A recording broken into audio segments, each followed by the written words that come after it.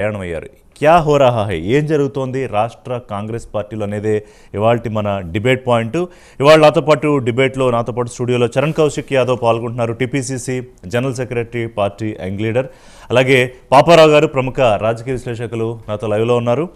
శుభప్రద పటేల్ గారు బీఆర్ఎస్ నాయకులు, మాజీ బీసీ కమిషన్ సభ్యులు. అలాగే విజయ్ సునీత్ గారు బీజేపీ అధికార ప్రతినిధి. అందరికీ నమస్కారం అండి. Thank you for your time. Right, ఏంటి కౌశిక్ గారు, ఏం జరుగుతోంది అసలు? నేను అన్నట్టుగా క్యా హో రహా హై అంటే ఒక్కసారిగా సావధానంగా జరుగుతోందంటే సావధానంగా జరగట్లేదు, కానీ ఒక్కసారిగా ఇంత హీటు అంటే రహస్య సమావేశాల దగ్గర మొదలయ్యి కులగణన, ఎస్సీ వర్గీకరణ, ఇవాళ జిల్లా పార్టీ ఎమ్మెల్యేలతో సమావేశం అనుకుందల్లా హడావుడిగా సిఎల్పి, వెంటనే ఫ్లైట్ టు ఢిల్లీ.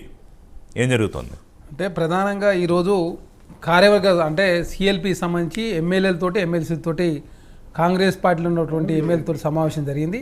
సమావేశంలో ప్రధానంగా ఎస్సీ వర్గీకరణ కావచ్చు, అదేవిధంగా బీసీలకు సంబంధించి కులగణన కావచ్చు, ఖచ్చితంగా తెలంగాణ రాష్ట్రంలో కాంగ్రెస్ ప్రభుత్వం ఇచ్చిన మాట నిలుపుంది కాబట్టి దానిలో భాగంగా 2 సభలు ఏర్పాటు చేయాలని చెప్పేసి ఒక నిర్ణయానికి రావడం జరిగింది. అదే కాకుండా లోకల్ బాడీ ఎలక్షన్ కూడా సమాయత్తం కావాల్సిన అవసరం ఉంది. ఎందుకంటే ఇప్పటివరకు కాంగ్రెస్ ప్రభుత్వం 170 హామీలు నెరవేర్చారు. అదే కాకుండా ఈరోజు రైతు భరోసా సంబంధించి దాదాపు 6-7 ఎకరాల వరకు కూడా అమౌంట్ జమ అవుతా ఉంది. కాబట్టి ఖచ్చితంగా లోకల్ బాడీ ఎలక్షన్స్, అదే కాకుండా వారికి ఏమైనా సమస్యలు ఉంటే కూడా ఇన్ఛార్జి మంత్రి కావచ్చు, మంత్రి గారు కావచ్చు, అదేవిధంగా ముఖ్యమంత్రి గారు చూసుకుంటారు.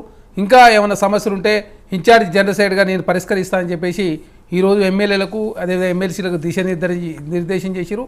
అదే కాకుండా ఢిల్లీకి ఎందుకు వెళ్ళారంటే, ఢిల్లీకి ప్రధానంగా పీసీసీ కార్యవర్గం కావచ్చు, అదేవిధంగా రాహుల్ గాంధీ గారు 2 సభలకు రాబోతూ ఉన్నాడు. కాబట్టి ఆ సభలకు సంబంధించినటువంటి ఎక్కడెక్కడ సభలు పెట్టాలి, ఏ విధంగా తెలంగాణ రాష్ట్రంలో కులగణన చేసినాం, వర్గీకరణ సంబంధించి ఏ విధంగా చేసినాం, అన్ని విషయాలను కేంద్ర నాయకత్వాన్ని వివరించే ప్రయత్నంలో భాగంగా ఈరోజు మహేష్ కుమార్ గౌడ్ గారు, అదేవిధంగా డిప్యూటీ సీఎం పట్టి విక్రమార్క గారు, ముఖ్యమంత్రి రేవంత్ రెడ్డి గారు, అదేవిధంగా దీపాదాస్ మున్షి గారు, అదేవిధంగా ఉత్తమ్ కుమార్ రెడ్డి గారు అందరూ కలిసి ఢిల్లీకి వెళ్ళడం జరిగింది. అదే కాకుండా త్వరలోనే రాష్ట్ర కార్యవర్గాన్ని కూడా ప్రకటిస్తున్నామని చెప్పేసి మా కాంగ్రెస్ పార్టీ అధ్యక్షుడు మహేష్ కుమార్ గౌడ్ గారు చాలా స్పష్టంగా ప్రకటించిండు. అదే కాకుండా కాంగ్రెస్ ప్రభుత్వం అది ప్రతిష్టాత్మకంగా తీసుకొని కులగణన చేస్తూ ఉంటే ప్రతిపక్షాలు రాజకీయం చేసే ప్రయత్నం చేస్తూ ఉంటారు. దాని గురించి మాట్లాడే ముందు మీరు పాలిష్డ్గా దిశానిర్దేశం అని చెప్పారు, కానీ అంత సాఫ్ట్గా లేకపోతే అంత ప్రశాంతంగా లేదు వాతావరణం అనేది చాలా స్పష్టంగా కనిపిస్తుంది.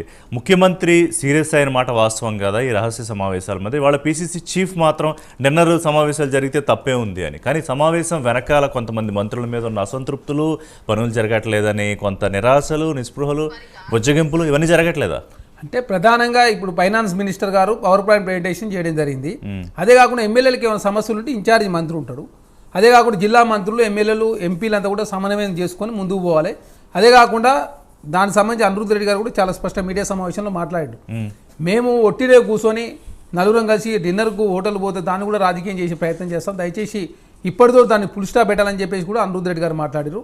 అదే కాకుండా ప్రధానంగా కులగణన సంబంధించి ఎస్సీ వర్గీకరణ కావచ్చు, అదేవిధంగా బీసీలకు సంబంధించి రిజర్వేషన్ పెంచే ప్రయత్నంలో మన పార్టీలో ఉన్నటువంటి తీర్మానాలను మాట్లాడిన దాని మీద కూడా ఆల్రెడీ షోకాజ్ నోటీస్ ఇచ్చారు. 12వ తారీఖు లోపు వారు సమాధానం చెప్పాలని చెప్పేసి షోకాజ్ నోటీస్ ఇచ్చారు. కానీ మీ అయ్యే జాగీర్ అని అడిగాడు ఆయన మళ్ళీ షోకాజ్ మీద. ఇప్పుడు ఏం మాట్లాడలేదు, ఇప్పుడు ఇచ్చారు షోకాజ్ నోటీస్.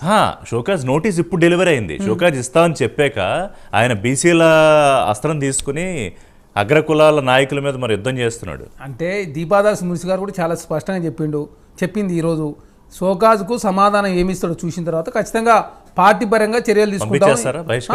ఎవరైనా కూడా ఇప్పుడు లైన్ దాటితే అంతే కదా, లైన్ దాటితే ఎవరికైనా కూడా ఇదే వర్తిస్తుందని చెప్పేసి దీపాదాస్ మున్సి గారు చాలా స్పష్టంగా ప్రకటించారు. అదే కాకుండా కాంగ్రెస్ ప్రభుత్వం ప్రతిష్టాత్మకంగా తీసుకున్నటువంటి ఏదైతే కులగణన ఉందో, ఎస్సీ వర్గీకరణ, దీని మీద ప్రధానంగా ప్రజల్లోకి తీసుకునే ప్రయత్నాలు బాగా ఎమ్మెల్యేల మీద బాధ్యత పెట్టి దానిలో బాగా 2 సభలు నిర్వహించబోతోంది కాంగ్రెస్ ప్రభుత్వం. రైట్, పాపారావు గారు, అంటే కాంగ్రెస్ పార్టీలో మనం చూడండి